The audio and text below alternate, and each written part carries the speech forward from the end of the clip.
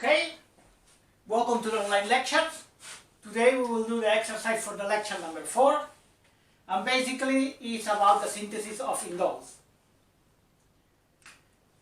Okay, basically we have to synthesize this indole.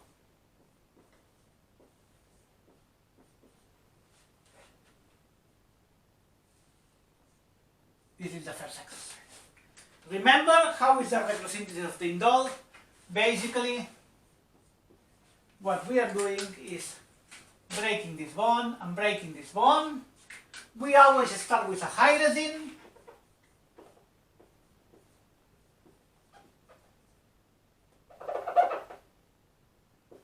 Phenylhydrazine, and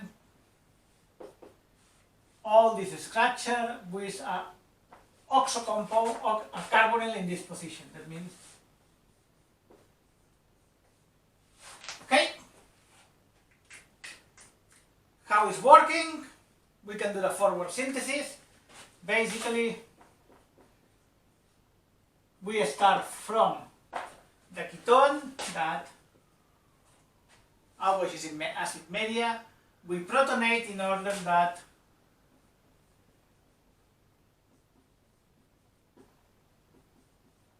the hydrazine will attack. And what we are doing is basically forming the hydrazone. Remember, this is like an amine attacking a carbonyl group. What we will have, first hemiaminal, after degradation we will get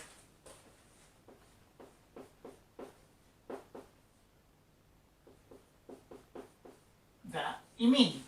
Once we have the imine, basically what we do is tautomerization, imine and amine, and what we generate is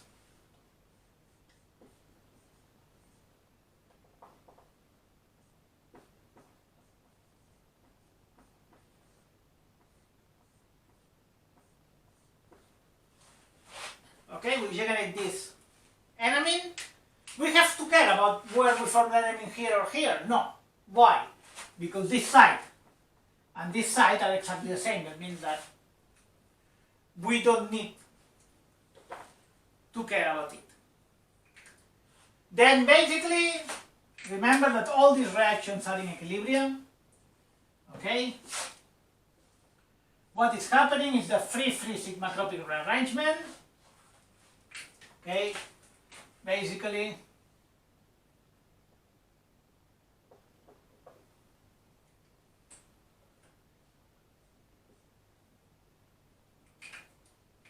we have a rearrangement of all of these electrons.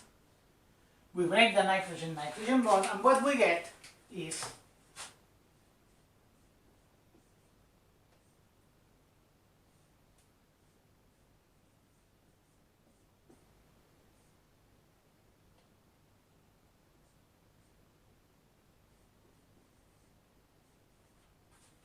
we obtain this diimine. Okay, this diimine, basically we recover the aromaticity, tautomerization, imine, enamine. I put a T as a tautomerization. What we get is the aromatic here,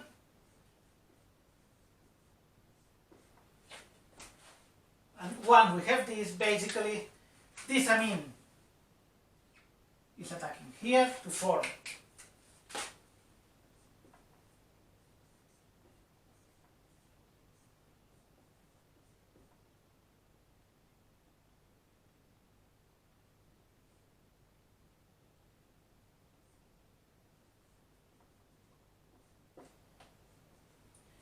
this hemiaminal, okay, and then simply we protonate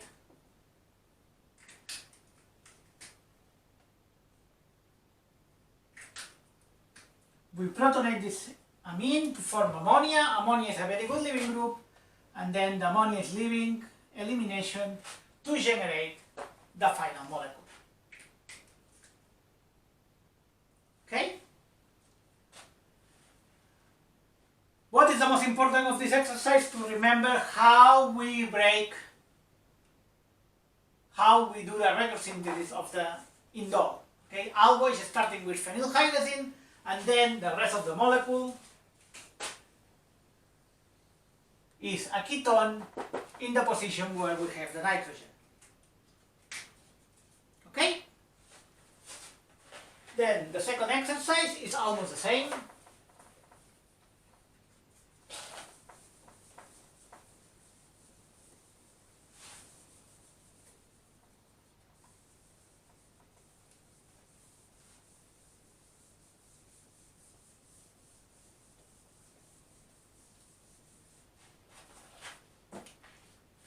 Now we have to synthesize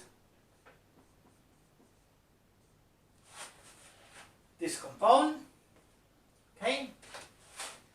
And it's exactly the same. We start with phenylhydrazine,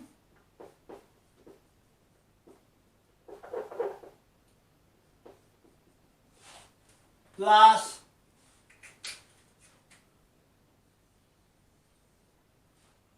all this part with a carbonyl group in the position of the nitrogen. Okay?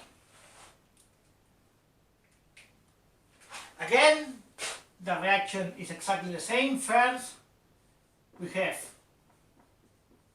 the ketone that is protonated in order to make this carbon more nucleophile, and when this carbon is more nucleophile, then the hydrazine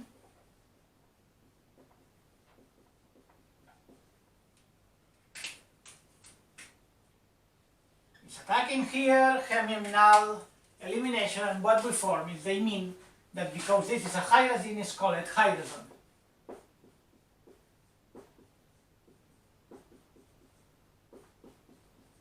And once we are here, what we need to do is to the enamine. Again, there are any problem? No, because they are only position that can form the enamine, that is this reaction. That means that what we have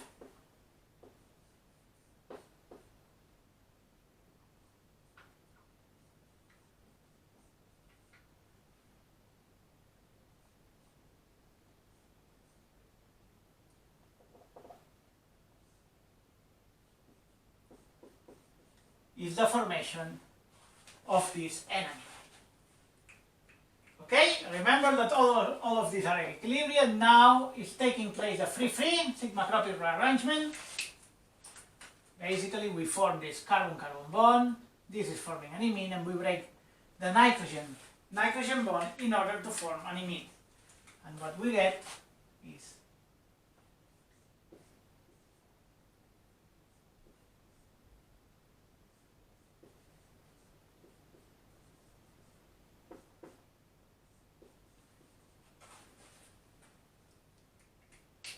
right? Tautomerization and imine and amine in order to recover the aromaticity.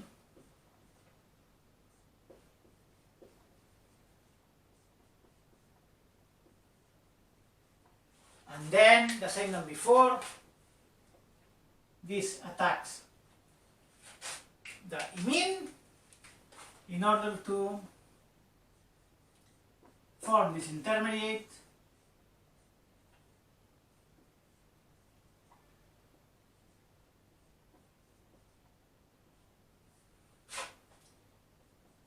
Then protonation to make a good leaving group of the amino. We will form ammonia, that is a very good leaving group, and elimination to form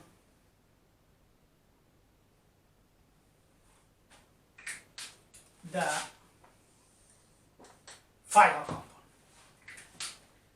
Okay? It's exactly the same as before. And again, what we have to check is that when we are forming the enamine, we only can form one enamine. Well, because the two sides of the ketone are symmetrical, like the first case of today, or because we only have one enolizable position, one site where we can do the enamine, because here obviously we have a phenyl that is doesn't allow us to generate an enamine. Okay? Good. Then we can go to the third, that is slightly more difficult.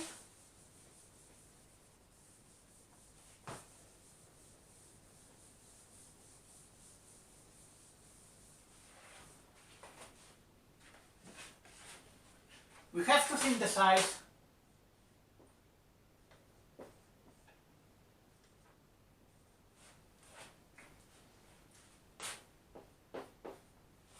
this compound.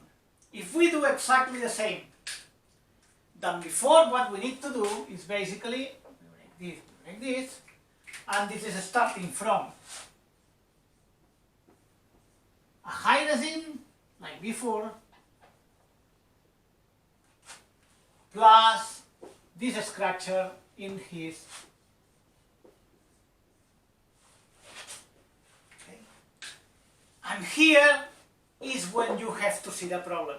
What is the problem? That this ketone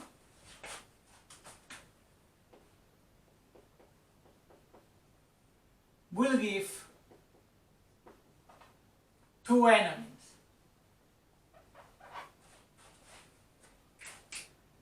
Okay? This ketone will give two enamines. That means that if we do the synthesis, the same synthesis that we did before, but this time with this ketone, we will get a mixture of regioisomers. Okay? That means that it's not ideal. How we can do this having only one compound? Basically, what we need to do is, instead to take all these molecules, we will only take this. That means that instead of the ketone, what we will use is the aldehyde. Okay, we do the same than before. We have the aldehyde, we add the hydrazine, we form the hydrazone,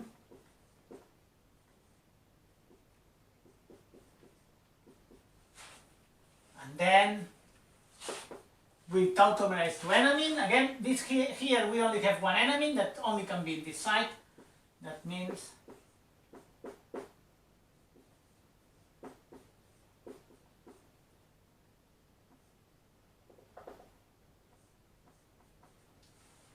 okay, 3+3 cycle, sigma cropper rearrangement.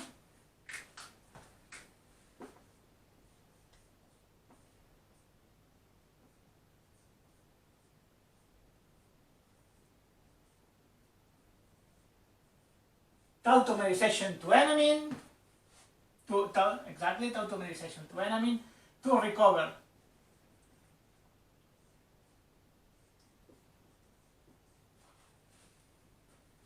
the aromaticity, and then intramolecular aminal formation.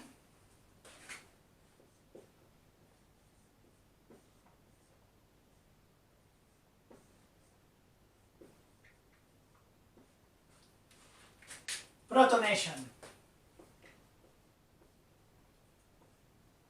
to make the amino a very good leaving group, and the deamination or whatever, elimination to generate the final compound. And now, if we take a look, we have the indole, but we need to put a metal here. How we can put a metal here? Basically, the best way is like we did before. We need to functionalize Q2. Basically, we protect the indole. We add a butyl lithium to deprotonate. Bock anhydride.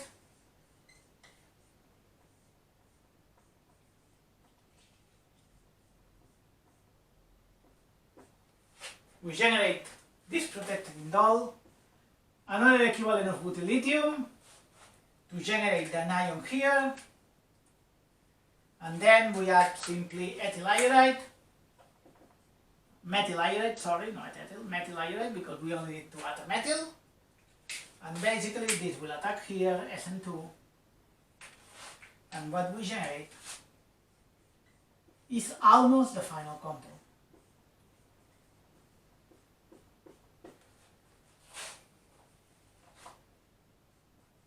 The only that we need to do is to remove the bulk. How we do it? TFA, and we get the target molecule.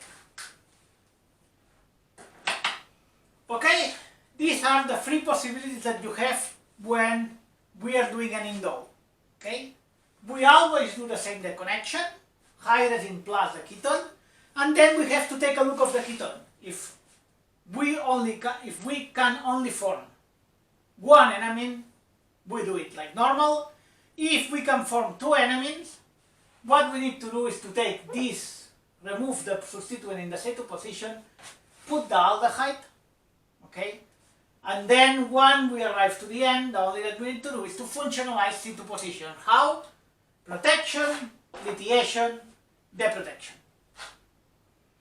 Okay, thank you very much, and see you in lecture 5.